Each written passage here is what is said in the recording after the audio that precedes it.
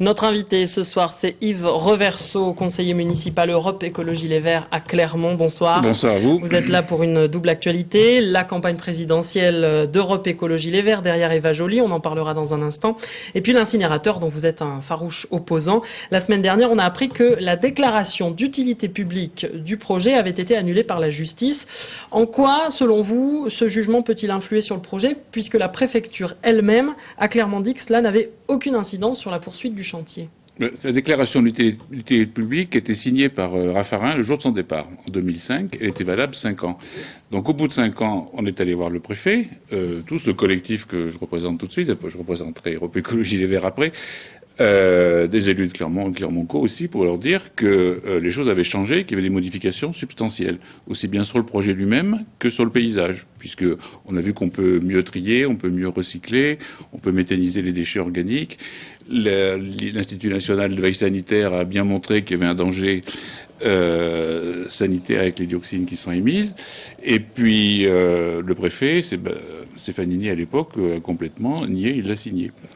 Donc cette DUP a été attaquée en vain au tribunal administratif de Clermont. Et effectivement, il y a 15 jours, la Cour administrative d'appel de Lyon... Il y a eu une première instance au tribunal administratif de Clermont qui a donné raison à l'État. Voilà. Et la deuxième à Lyon récemment a donné raison à Clermont. C'est la Cour administrative d'appel de Lyon, qui n'a pas retenu nos arguments sur le paysage, mais qui a retenu 3 arguments d'importance, à savoir les coûts, puisqu'on passe de 188 millions à 120 millions, à l'époque c'est bien plus maintenant, et que la redevance que doivent tous les abonnés, la taxe, qui doivent payer la taxe d'enlèvement aux ordures ménagères, était extrêmement floue.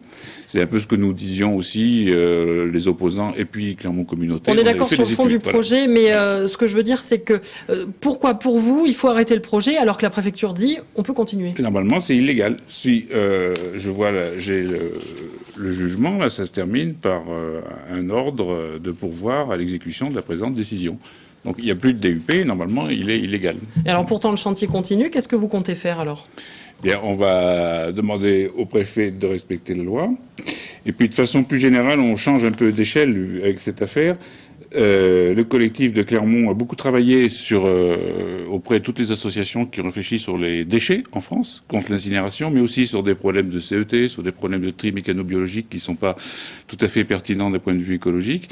Et on a en train de regrouper plus de 300 structures pour faire une coordination nationale contre l'incinération des déchets ménagers. Au niveau des actions c'est ça, on passe à un relais national. C'est-à-dire que ce qui s'est passé, le village de la Résistance, compte tenu avec beaucoup de courage, tous les militants qui ont tenu le village depuis plus de 300 jours, va passer le relais avec une coordination nationale qui va lancer un manifeste et qui va interpeller tous les candidats aux élections présidentielles et aux législatives.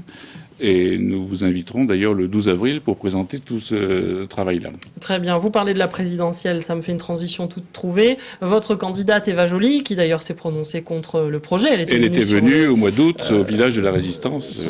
Sur le terrain. Aujourd'hui, Europe Écologie Les Verts, le parti est crédité de 2 à 4% d'intention de vote, ce qui est 2 à 3 fois moins que lors des dernières élections cantonales européennes. Ça veut dire quoi? Ça veut dire qu'aujourd'hui, c'est la personnalité d'Eva Joly qui fait fuir vos électeurs? Écoutez, moi, je distribue beaucoup les papiers sur les marchés pour présenter les propositions écologistes aux gens. Je vous assure qu'on n'est pas à 3% quand on discute avec les gens. Bon. C'est sûr que les sondages tout de suite ne sont pas très bons, mais on a vu pour les européennes, c'était un petit peu pareil. On a eu des sondages très faibles et on a réussi à emmener 17 députés européens après.